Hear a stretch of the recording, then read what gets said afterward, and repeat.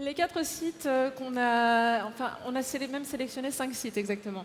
Le premier, c'est un site de loisirs créatifs qui s'appelle préacréer.com. On a également sélectionné le comptoir du hamac, en se disant que c'était une activité qui pouvait être intéressante pour le week-end. On a sélectionné toujours côté soleil, vous avez vu, on n'est pas trop en phase avec la météo. On a également sélectionné une boutique qui s'appelle Alsol, qui fait des pergolas.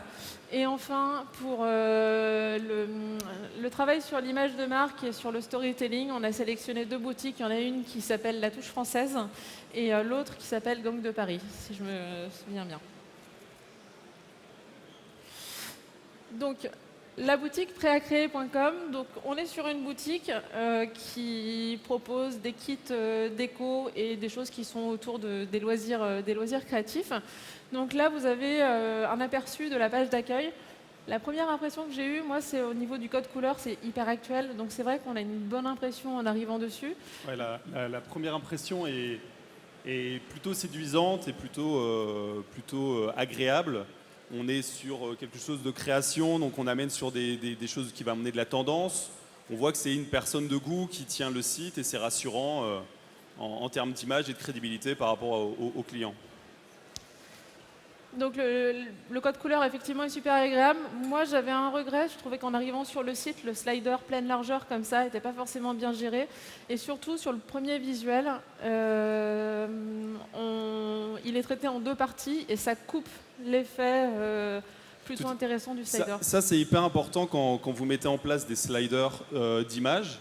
Ils sont faits généralement pour avoir de l'inspirationnel, quelque chose d'assez envoûtant, où vous allez proposer la valeur ajoutée de votre marque ou en tout cas de l'opération en cours. Et graphiquement, il faut quelque chose qui épouse bien le reste de la page. Là, le problème qu'on a, c'est qu'on a des graphies à l'intérieur. On va avoir des textes qui sont dans plusieurs axes en plus, donc quelque chose d'assez fouillé. Et on ne sait plus si ça fait partie du corps de la page, donc c'est un élément natif de la page, ou justement une zone événementielle, et ça brise un peu la lecture et l'intégrité graphique de la page. Donc ça, généralement, sur les sliders, restez sur de l'image avec du texte incrusté, et éviter les choses qui peuvent être fond blanc ou trop textuelles, qui vont être moins jolies, tout simplement, et moins compréhensibles. Oui, et sur une zone comme ça, il y a une chose qui est importante aussi, c'est avoir une image de super qualité. Toujours. Parce que sinon, on perd l'effet. Toujours, et un shooting, et ça, on va revenir beaucoup sur le shooting aujourd'hui. Un shooting par vos soins est toujours beaucoup plus agréable et porteur qu'un shooting soit d'un fournisseur si vous avez une marketplace, ou d'un shooting, voire de photostock qu'il faut absolument éviter sur l'e-commerce. Et ensuite, bon, sur la construction de la page, moi j'ai un petit regret, c'est les éléments de réassurance que je trouve pas que je trouve pas présents, et qui restent importants sur toutes les pages du site, mais en particulier sur la home page. Donc là, vous voyez, on fait un petit zoom justement sur ce fameux slider et sur les premières choses qu'on va voir quand on va arriver sur Préacré. Et autre chose que tu disais, toi, c'est la connaissance du métier quand savoir que fait le site quand on arrive dessus. Exactement. En fait, le site, comme on l'a dit, est agréable, joli, et on sent qu'il y a du vrai potentiel derrière, donc ça peut intéresser le clic. Moi, mon souci là-dessus, c'est que ça me demande un effort intellectuel de comprendre exactement de quoi on parle. On voit qu'on est sur l'e-commerce, on respecte des codes e-commerce, même s'il manque des call to action ou quoi que ce soit. Et après, je dois faire un effort intellectuel de prêt à créer. Je vois des kits déco, je vois des do-it-yourself. Et finalement, au parcours, je comprends que je vais acheter des matériaux en pièces détachées, entre guillemets, pour le faire moi-même chez moi. En imaginant peut-être que ça sera moins cher que si j'achetais tout fait. En tout cas, c'est plus agréable et je peux l'offrir. Par exemple, c'est une idée cadeau qui peut être très intéressante. Là, on a un vrai manque de titrage. Les plus grandes startups, les plus grands services les plus connus en e-commerce ou au-delà titrent leur page pour proposer leur valeur ajoutée. Quelle est la valeur ajoutée de prêtacréer.fr ou .com par rapport au paysage e-commerce global? C'est que c'est le premier site de kit do-it-yourself en France. Voilà. Au moins, quand moi je suis internaute et que je suis client potentiel, je sais où je vais aller et ça va me susciter de l'intérêt de navigation. Là, ça me demande un effort intellectuel. Si je tombe, je suis en face j'ai plusieurs onglets ouverts et je tombe sur un concurrent qui lui va être beaucoup plus loquace et beaucoup plus explicite, je vais sûrement abandonner ce site-là pour aller chez le concurrent. Donc, toujours important de titrer. C'est à ça aussi que servent les sliders. Généralement, ça va être la première image, comme on disait tout à l'heure. Ou au moins d'avoir une baseline, au moins d'avoir un élément fort titré dans votre page qui explique à l'internaute pourquoi il est là. Après, on va passer au listing produit, parce que le listing produit, ça reste quand même un élément essentiel, et souvent, c'est une grosse page, enfin, ce sont des points d'entrée importants sur un site, parce qu'on s'aperçoit que la plupart du trafic n'arrive pas toujours sur la home page. On a notamment beaucoup de référencement naturel qui peut arriver sur des listings produits. Moi, il y a une chose que j'aime bien sur ce site, c'est l'harmonie des photos, parce que je trouve que les photos sont bien traitées, souvent avec une approche d'ambiance, et c'est vrai que ça donne envie de rester. Donc ça, c'est un élément qui est assez important. Après, j'ai un petit regret, je trouve que les call to action ne sont pas forcément toujours bien marqués. L'iconographie est très bien, on a du shooting in situ, on a du fond blanc, on a des choses assez variées. Donc on est sur quelque chose qui est agréable à regarder. Après, effectivement, on est sur des codes e-commerce, on est sur des conventions, donc on sait qu'on va cliquer sur la vignette pour accéder à la fiche produit. Donc ça, c'est des choses assez marquées. Après, on a par exemple l'écran de facette qui est assez limité en termes de choix. Peut-être que ça aurait pu être une barre au-dessus, un peu dans l'esprit d'un mobile first, avec quelque chose de très simple au-dessus pour avoir 4 colonnes de produits, d'avoir quelque chose de beaucoup plus, une board à la Pinterest, quelque chose de beaucoup plus qui répond au milieu créatif. Voilà, donc c'est vrai qu'en termes de signaux, on a des signaux finalement, il y a peu de tri, et les call to action sont assez timides. Alors, une alternative aussi, ça serait d'utiliser toute cette zone blanche qui est sous la zone de filtre pour afficher des contenus complémentaires, donc éventuellement renvoyer vers des contenus textuels, puisque là, on pourrait très bien imaginer de renvoyer vers des tutoriels, par exemple, créatifs, ou d'utiliser aussi cette zone pour mettre un petit peu plus de contenu texte et du coup essayer de favoriser un peu plus le référencement naturel de la page. Autre chose à dire toi, sur la question du design et de ce Non, listing produit ? il y avait si tu peux revenir sur l'écran précédent. Oui. L'écran il crache. Ou même l'écran encore d'avant. En fait, sur la construction de la page, on a le slider, on a une remontée de 5 produits qui est très bien, de faire remonter des produits assez rapidement, de ne pas être trop justement storytelling sur la home page. Et après, on a cette mosaïque qui a une très bonne intention. Et là, encore une fois, c'est vraiment des points d'optimisation, ce ne sont pas des critiques, mais quand on regarde dans le détail, le rapport de taille, de cohérence, de typo est un petit peu amateur. Et c'est sur ce genre de détails aussi qu'on se fixe sur une homepage.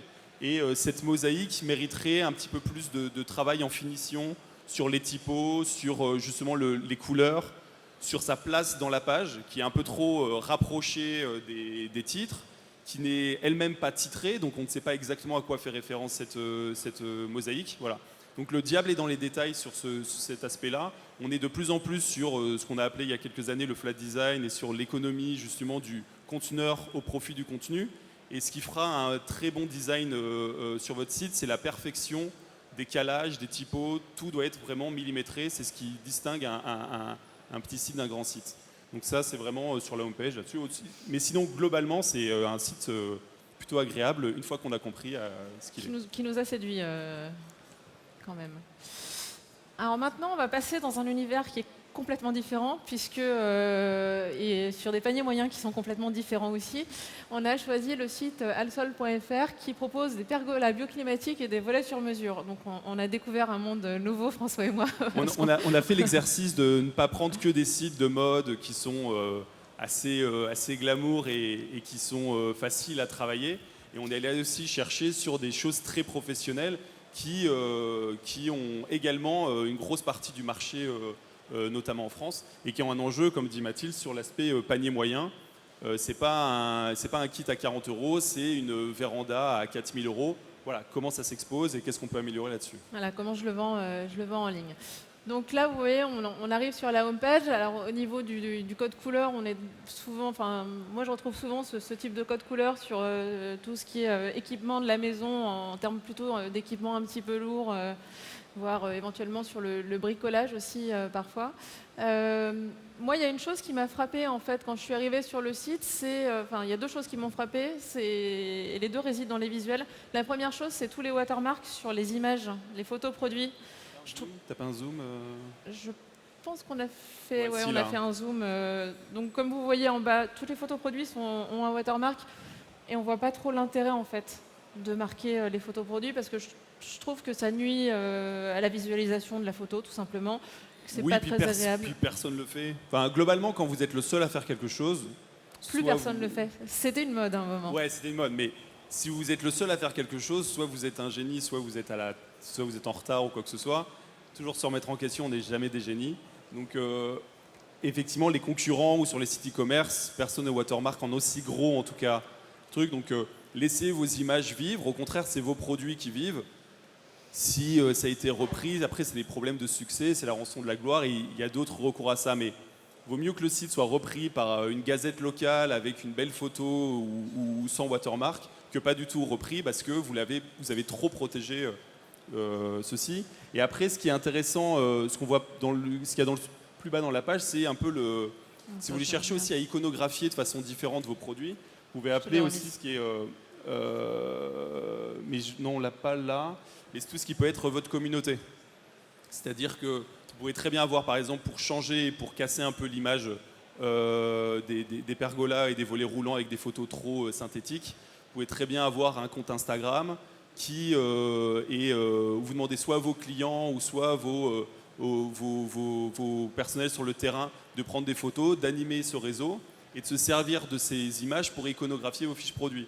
Donc vous ramenez à quelque chose de très concret, très moderne, très vivant, versus quelque chose de très trop léché par rapport. On sait très bien que ma véranda ne ressemblera pas à ça, et j'ai envie de voir ce que ça rend réellement chez quelqu'un.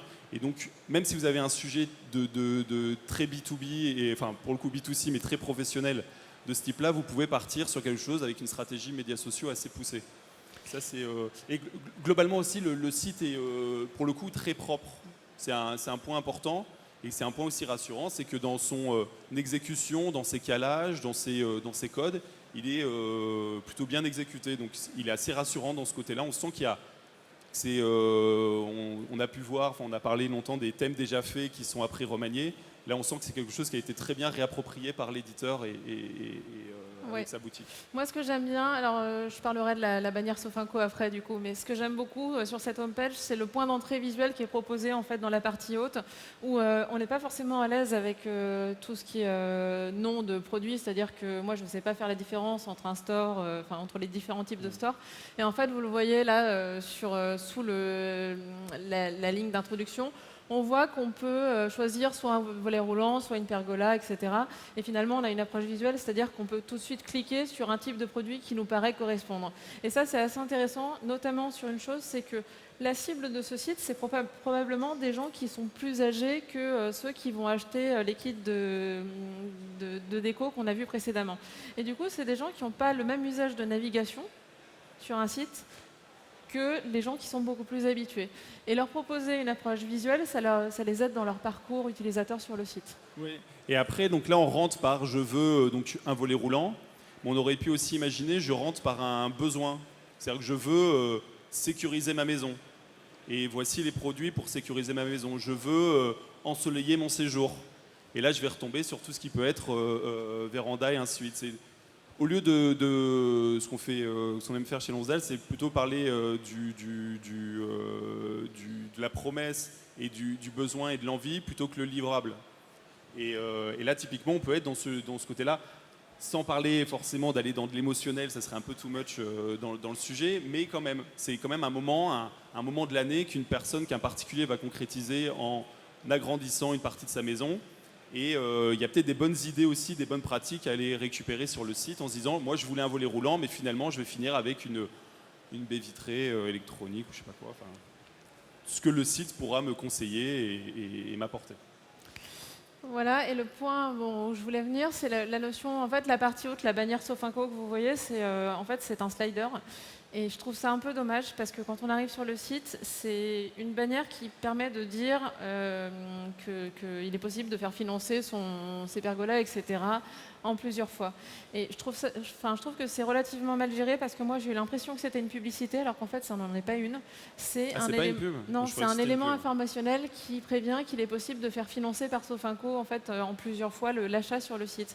Et je trouve ça un petit peu dommage. Je pense qu'il y aurait intérêt à le mettre en avant différemment, notamment par exemple dans un bandeau qui serait présent dans le header ou via un encart visuel qui va être présent à plusieurs endroits. Enfin, je sais pas Ou comment encore comme les sites e-commerce font, le 10 fois sans frais ou le 4 fois sans frais ou le financement possible, qui est plus une petite banner subtilement placée sur la fiche produit ou quoi, qui va être plutôt associée à de la réassurance et de se dire j'ai pas à sortir 4 000 € ce mois-ci, je peux l'étaler sur l'année, c'est un site qui m'intéresse, plutôt que le mettre comme effectivement une pub sortante qui peut là soit se dire vous manquez de revenus avec votre activité première, donc vous mettez de la pub. Donc ça, ce qui décrédibilise la boutique en elle-même. Ou soit juste de se dire tiens, je suis intéressé par Sofinco et je vais finir chez Sofinco et puis j'oublierai le site sur lequel j'étais avant. Ouais. Et c'est vrai que c'est aussi rentré pas mal dans les usages. Il y a toujours cette notion d'usage. Les gens ont désormais l'habitude d'acheter des produits sur une tranche de prix plus importante sur Internet et ils ont aussi l'habitude qu'on leur propose d'échelonner les paiements. Donc c'est une information qu'ils vont aller chercher si jamais ils ont besoin de la trouver. Alors là, on voulait parler de la fiche produit en fait chez eux parce qu'il y avait des éléments qui étaient intéressants. On retrouve le bandeau Sofinco toujours. Mais pour le coup, qui est en bas, à la limite. Non, mais la fiche produit est plutôt bien construite.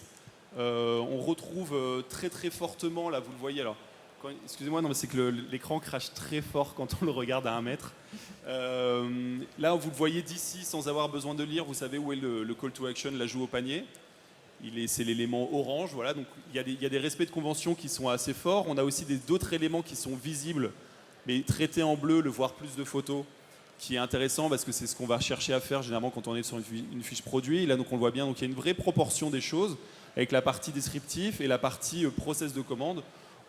Encore une fois, on achète quelque chose d'assez massif et d'assez cher. C'est normal qu'on nous pose plein de questions, de critères et qu'on soit un peu déjà dans un tunnel de commande. Donc, en termes de construction, encore une fois, pour un outil professionnel, on serait sur de la mode, on en reparlera après. Là, on serait beaucoup trop technique. Mais pour un site technique, on est sur une bonne pratique de construction de page. Ouais, moi j'ai un regret sur cette page, c'est la réassurance et notamment l'accompagnement. Là, je m'apprête à commander une pergola. La fiche produit, je la trouve bien faite. Le configurateur, il est bien, il prend beaucoup de place. Mais par contre, je ne sais pas où trouver l'information pour contacter quelqu'un, pour qu'on m'accompagne dans mon processus d'achat. Et ça, je trouve ça vraiment dommage. C'est un peu la faiblesse en fait. Je trouve que plus le panier moyen est élevé et plus il faut mettre en avant le fait que vous puissiez accompagner par un conseil la personne. Oui, et notamment, effectivement, qu'il n'y ait pas, mais sur ce genre de produit, si vous pouvez le permettre, une assistance téléphonique et de permettre on est à l'ère du 360, de l'omnicanal et ainsi de suite. Et le fait de prendre l'information sur le site et une personne, comme on disait, âgée, veut finir la transaction par téléphone, qu'elle puisse le faire. On a beaucoup ça chez les voyagistes, on a beaucoup ça dans plein d'industries, et c'est dans la voiture, enfin, et ainsi de suite. Donc c'est important d'avoir un appel, un helpdesk rapide ou un chat Voilà. pour justement prendre la main sur le reste. Je pense que clairement un chat là ça pourrait être intéressant parce qu'on peut proposer à la personne de l'appeler immédiatement si elle souhaite être rappelée ou échanger par écrit avec elle pour pouvoir l'accompagner dans son processus puis une de personne recherche qui arrive et d'achat. sur la fiche produit ici, c'est pas un site à millions de visites mensuelles, c'est un site de niche. Donc chaque personne qui arrive ici est un lead qualifié potentiel assez crédible, donc ça vaut le coup d'investir. On change de secteur. Maintenant qu'on s'est équipé en pergola, on peut passer au hamac. C'est la sieste, il fait beau ces temps-ci, c'est parfait. Et alors, il y a une chose qui nous a un petit peu marqué sur ce site, c'est qu'en fait, ils ont 2 noms de domaine et ils communiquent sur comptoirduhamac.fr, mais il y a une redirection qui est faite sur boutique-la-siesta.fr. Et moi, personnellement, j'ai eu un petit peu de mal. Alors là, vous avez le screenshot de la page complète, mais j'ai eu un petit peu de mal parce qu'ils font aussi cohabiter. Alors non, on n'a pas fait de zoom sur le header. Vous voyez en haut, on a 2 logos. Et je trouve que ça pose un problème en fait sur la construction d'une marque. On sent on a l'impression que le site ne sait pas trop comment se positionner et qu'on est presque entre deux. On est sur des pratiques SEO un petit peu anciennes où on essayait d'avoir les mots-clés qui vont bien dans son nom de domaine. Et puis en même temps, il y a une petite recherche d'ambiance et de création d'univers. Donc je pense qu'il faut travailler là-dessus et il y a un moment, il faut faire un choix. On choisit un nom de domaine et puis on communique sur le bon. Tout à fait. Il y a des signaux sur ce site qui ne sont pas très valorisants pour l'utilisateur et pas très valorisants pour la marque. Effectivement, on tape le comptoir du hamac, qui peut être un nom assez sympa. En tout cas, on comprend on ne va pas y acheter des pergolas.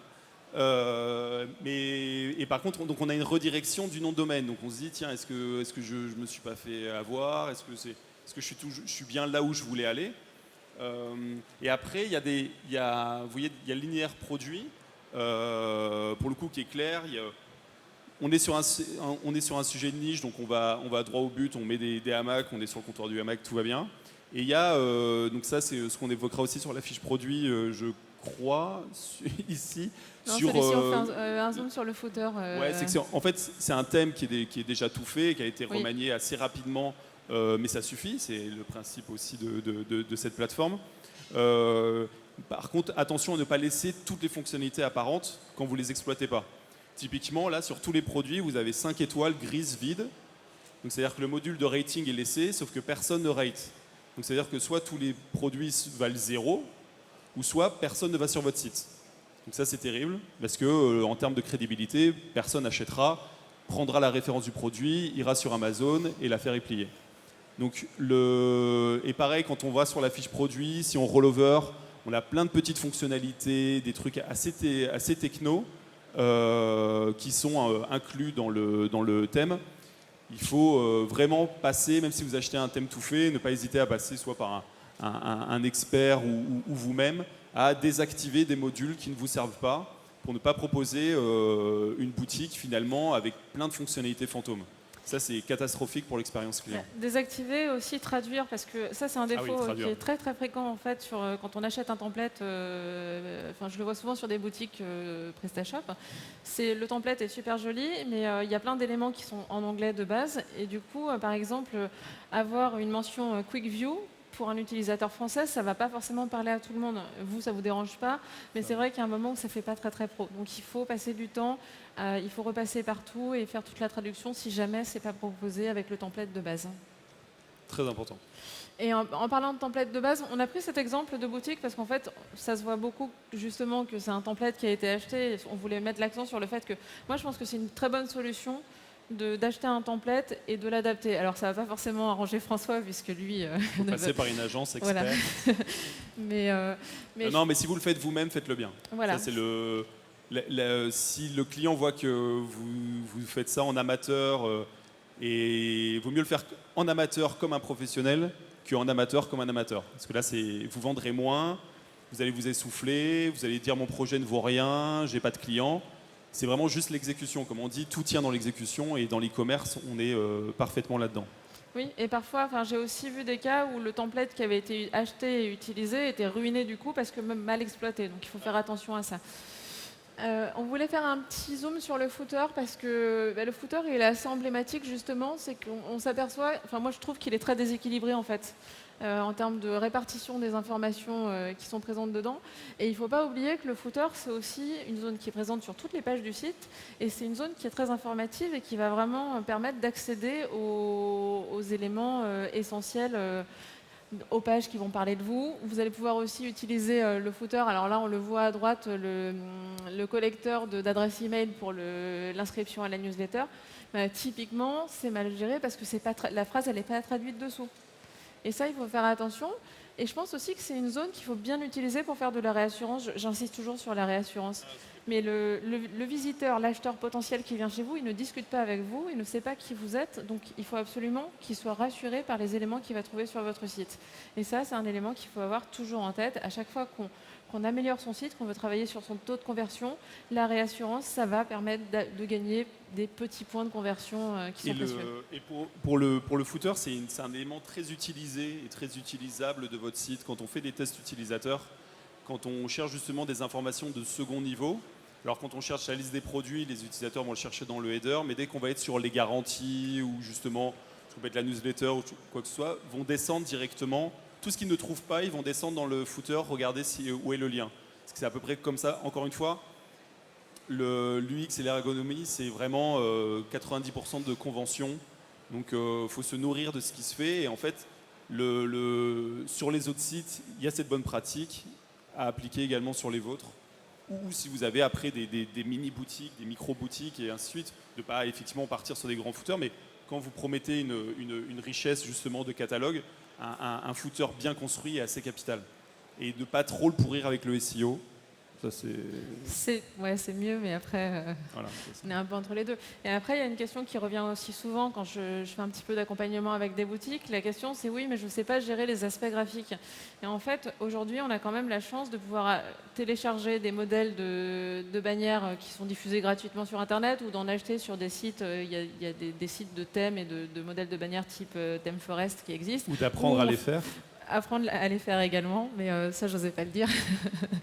Apprendre à les faire. Enfin, vous avez quand même la possibilité de vous affranchir si vous n'avez pas les moyens, de vous affranchir d'une agence au moins pendant un certain temps.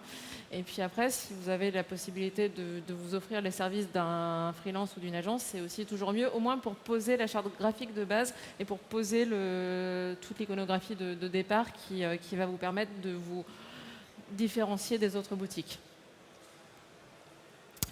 Et en fait, si on avait fait la fiche produit, autant pour moi. Alors là, on avait 2 sites un peu coup de cœur en fait. Parce que ce qui est important, on parlait de faire la différence, ce qui est important aussi, c'est le storytelling quand on arrive sur une boutique.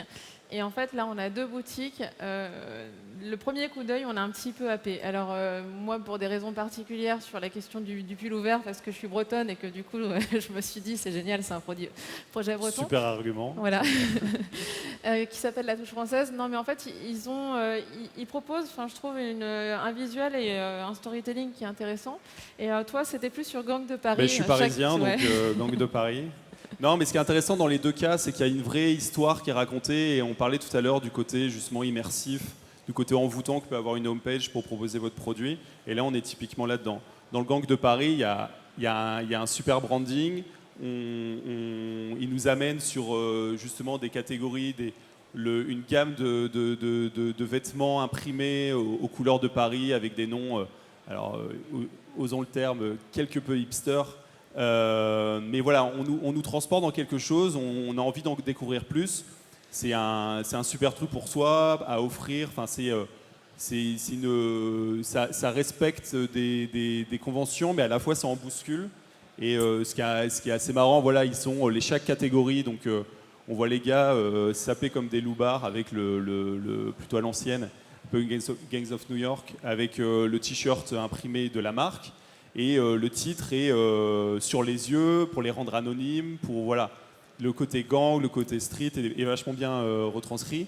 Et après sur le pull ouvert, c'est voilà, on retrouve la Bretagne, ça sent la marée. Enfin, il y a un peu tout ça, et ça nous amène sur des choses assez émotionnelles.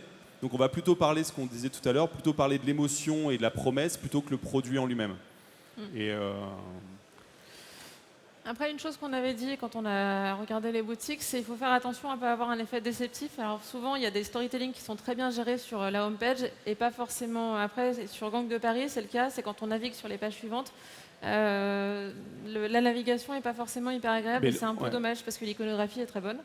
À l'inverse, il y a très peu de navigation possible en fait sur le site de La Touche Française. Et là, on retrouve quand même un petit peu du storytelling qui est présent. Enfin, en tout cas, la photo produit est sympa. Ouais, après le shooting, moi je préférais voir justement du shooting en situation, ce qu'on m'a un peu commencé à me promettre sur la homepage. Alors sans voir quelqu'un sur un chalutier breton qui fait coucou à Mathilde. Non, mais au moins, enfin voilà, d'être dans un environnement, de voir dans quel contexte, comment ça se porte. Là, moi, pour le coup, je trouve que la construction est simple, mais on manque à la fois alors, la partie call to action, même si l'iconographie du parti panier soit assez bien, donc ça marche plutôt bien. Mais sur l'icono, j'aurais préféré, je suis beaucoup plus gang de Paris, avec quelque chose de porté, de joué, de voire surjoué, pour apporter vraiment quelque chose de plus à la boutique. Ça me fait un peu penser, enfin, on parlait de storytelling, le slip français, c'est clairement aussi un site e-commerce sur lequel il y a plein de choses à apprendre en termes de storytelling. On passe maintenant à nos 2 exemples de boutiques qu'on aime bien. Alors d'abord, on a pris une boutique PrestaShop qu'on trouve particulièrement réussie tous les deux, et c'est la boutique d'Envie de Fraise. Et notamment parce que, à la fois en termes d'univers graphique, en termes de produits, en termes de branding, c'est vraiment réussi. Oui, enfin, je trouve que c'est un très bon site, alors pas à copier mais à s'inspirer, et dans le déroulé qui propose et respecte énormément de conventions très positives. On parlait de réassurance, la première partie du site, si on va le découper très rapidement, c'est 10% offert à l'inscription à notre newsletter. Donc là, on a un programme CRM en place avec une incentive, donc le client, alors là pour le coup ce sera la cliente, sera intéressé par ces 10%. Donc là, c'est un deal win-win qui part très vite. La marque qui est très vite posée et le nom est très évocateur par rapport au reste du site. Donc c'est assez important de le marquer, un peu comme le prêt à créer de tout à l'heure. On a une pratique qui est assez intéressante, c'est le slider en 2 tiers, 1 tiers. Au lieu de faire un slider full screen qui va vous prendre beaucoup de place quand vous vendez des produits, c'est d'en mettre 2 tiers pour une promotion et 1 tiers pour un produit qui remonte. Ça permet de faire remonter très rapidement au-dessus du fold des produits et donc votre valeur ajoutée, encore une fois. Et après, on va avoir toute une série de catégories, toujours bien illustrées, avec du shooting. Il y a un shooting formidable sur Envie de Fraise. Vous pouvez aller regarder sur... on prenait un article au hasard. Une même robe va être photographiée sur 3 mannequins différents. On l'a pris ici. Ouais. Alors là, il y en a qu'une mannequin. Ah non, c'est 2. Si, c'est 2 mannequins. C'est 2 et surtout avec des périodes de grossesse différentes. Donc on voit que comment le produit vit quand on a une grossesse à 7 mois, une grossesse à 3 mois. Donc ça, c'est hyper malin et ça donne de la confiance. Il y a un énorme investissement de la part de la marque et ça paye du côté clientèle parce qu'on a envie d'acheter, on a envie de porter. En tout cas, on s'y projette. Et après, globalement, pas très fan de l'accordéon comme il est géré sur la partie produit, mais il y a tellement d'investissements sur la partie iconographie que finalement on va rester au-dessus, que le fait que ce soit on sait que les matières vont respecter les femmes enceintes, on est dans tout un process global qu'on n'a pas besoin de rabâcher et on va se concentrer sur l'icono, sur les choix possibles et aller rapidement vers l'achat. Ouais, moi, quelque chose que j'aime bien, c'est qu'en fait, partout ici, on me rassure, on me donne des informations qui sont importantes pour moi, savoir si la livraison est gratuite, à partir de combien elle est gratuite. Enfin, l'accès à l'information, quelle que soit la zone de la page dans laquelle on se trouve, en fait, l'information, on l'a, elle est tout le temps présente. Et ça, c'est hyper rassurant et du coup, ça permet aussi de passer à l'acte d'achat relativement rapidement. Et Envie de Fraise, on est sur un secteur sur un segment de marché qui est quand même particulier parce qu'on a des clients qui sont là pour 6 mois, pas plus. Donc on a intérêt à les faire acheter rapidement, à favoriser aussi beaucoup la récurrence. Donc il y a une opération de séduction qui est très importante à mettre en place. Et je pense vraiment que c'est un site, quel que soit le produit que vous vendez, franchement, prenez le temps de le regarder et de regarder ce qui est fait en termes de marketing, etc. Parce que c'est vraiment intéressant de reprendre. Les conseils qu'on donne habituellement sont très bien appliqués dessus, en fait. Ouais, non, c'est très bien. Et puis ça marche, en plus. Donc ça prouve que faire des choses bien, ça marche. Alors là, on passe à un autre site un petit peu différent. On est sur un site d'accessoires, une marque de lunettes de soleil en fait. Alors moi, j'aime beaucoup le code couleur en fait. Le design, j'ai trouvé très sympa. Et en fait, ce qui est assez rigolo, c'est que ça, c'est la homepage. La homepage, on a tout de suite une liste produits, une grille produits.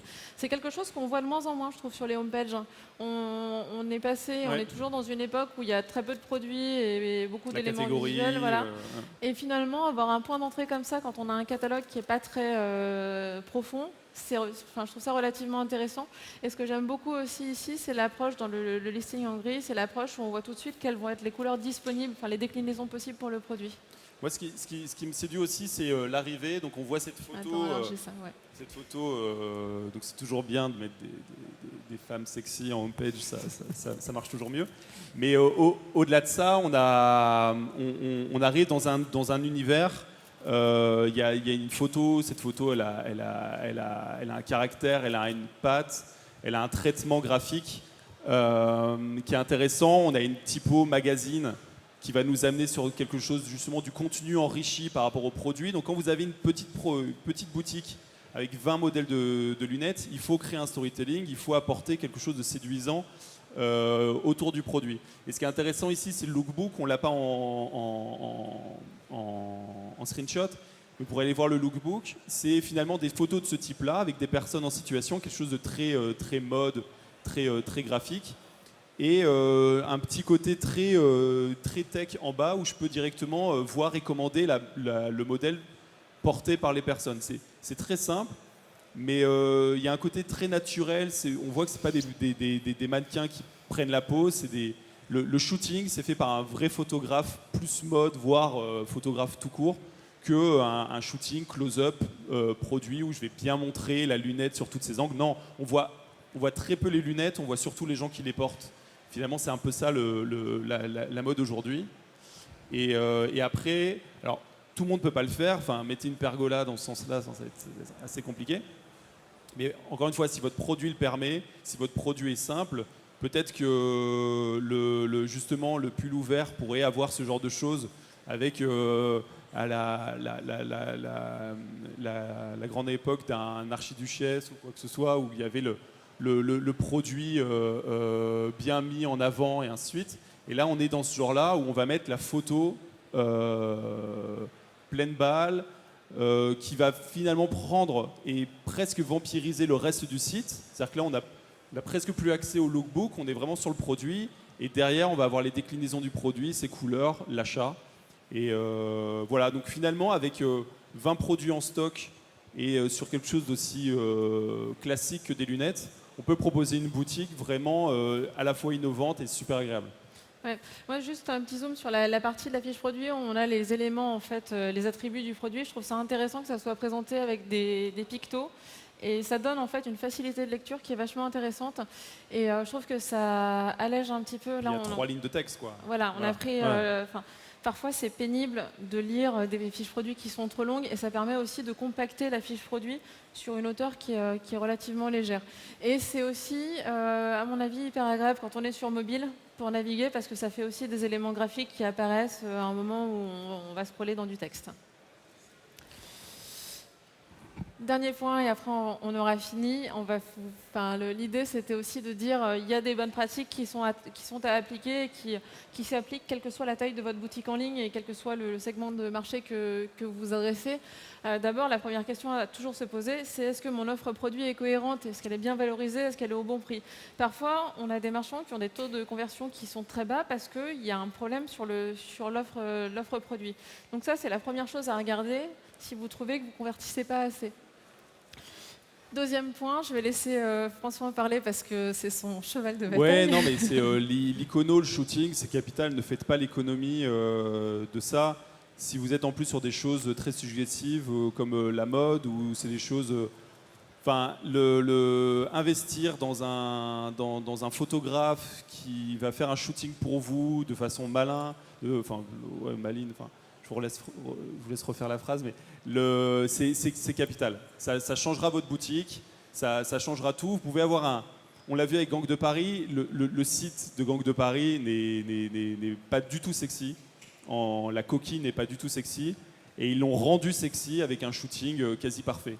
Donc là-dessus, investissez énormément là-dessus. Pour faciliter la conversion et même le succès et la viralisation de votre boutique. Oui, après moi je vais venir sur deux choses qui vont ensemble, c'est la réassurance et l'argumentaire commercial.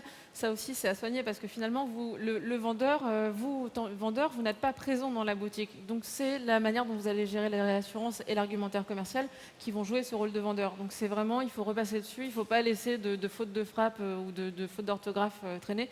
Il faut être très vigilant là-dessus. Après, cinquième point, montrer ce qui vous rend unique. On en a parlé tout à l'heure, c'est le storytelling.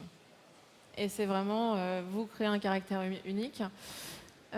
Sixième point, on a parlé tout à l'heure, l'importance sociale, enfin la question du social en fait. Donc Facebook, Instagram, etc.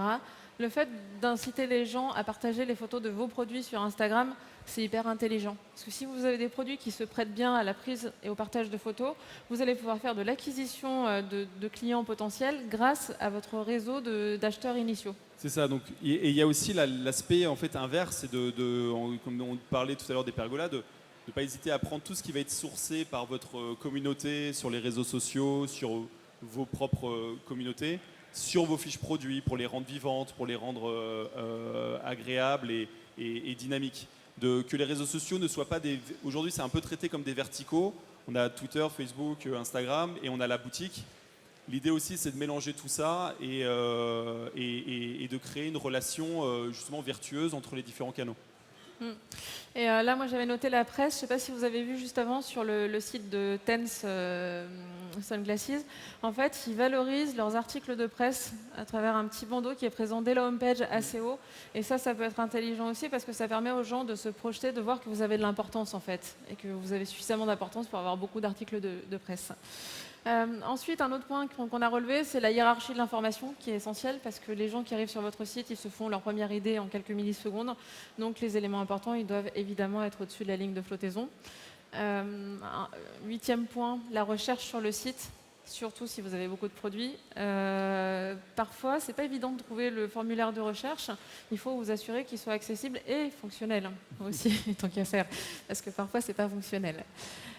Et puis, neuvième point, la question du mobile. Alors, c'est vrai que nous, on n'a pas traité là de page mobile parce qu'on n'avait pas le temps de le traiter. Mais il faut aussi tester aujourd'hui votre site. Vous ne pouvez pas vous affranchir d'une version mobile. Donc, clairement, en plus, tous les PrestaShop sont responsives. Donc, il faut que votre thème soit adaptable et puisse s'adapter au mobile. Et il faut aussi que votre tunnel de commande soit compatible avec le mobile. Et je pense à ça pour ceux qui utilisent le module Colissimo. Il faut faire attention à avoir activé l'option mobile. Et puis dernier point, le test. On teste tout le temps, toujours.